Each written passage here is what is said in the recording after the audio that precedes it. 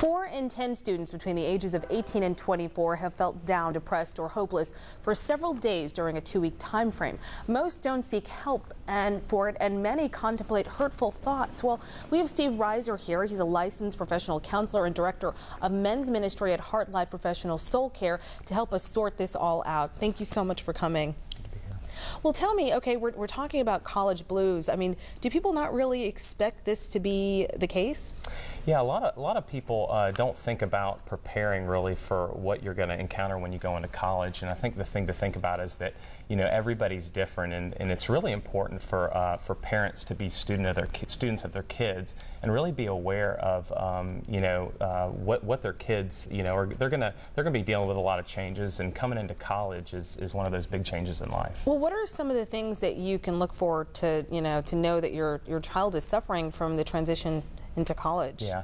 Well, one of the things I think to realize about starting college is that, like you said, 4 in 10 between 18 and 24 are going to struggle with depression. So just to normalize the struggle, to know that, you know, everybody that when they come into college, at some point they're gonna hit a wall. You know, sometimes it's the first semester, sometimes it's the second semester, and then just to be aware of that. And some of the signs that you can look for, especially in that first semester and early on in college, is the whole idea is, you know, is your kids' behavior changing? You know, right. You know, are they sleeping more? Are they not picking up the phone? Are they partying? Are they drinking?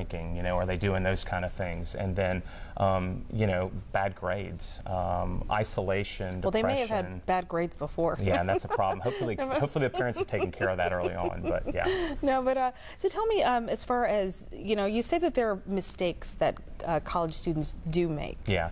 Well, I mean, the garden variety mistake that a lot of kids make coming into college is, you know, partying. You know, and we know what all that includes: the drinking and the drug scene, getting in bad relationships and things like that. But one of the things that people don't think about is it's really important for parents to prepare their kids. Right. And it's important that going into college needs to be a process. And so between those years of 14 and 18, it's real important that kids have responsibility. They know what a checkbook looks like. Oh, yeah. You know, yeah, that's important. For sure. How to sign it. Yes. My mom is like, okay, you have to write it out, put the 2 X's. And, you know, yeah. Well, tell me about some of the resources that colleges have to help students in this situation. Yeah. Well, a lot of times when people get to college, just like I didn't know what I wanted to do when I got to college. You know, you may have been the same. Everybody's kind of different in that sense, but they have tutoring centers, they have vocational centers, and actually a lot of colleges have licensed counselors on staff. So if you really are struggling with depression, anxiety, just really hitting the wall, there really are a lot of resources out there to help you. So. And when is it the right time to find help? Well, I think the biggest thing is the symptoms. You know, depression, isolation, bad grades, all those kind of things. And you know, even early on, you may hear of your kid having, you know, suicidal thoughts. And I know that sounds crazy to talk about, but those are kind of the symptoms and the things you need to think about.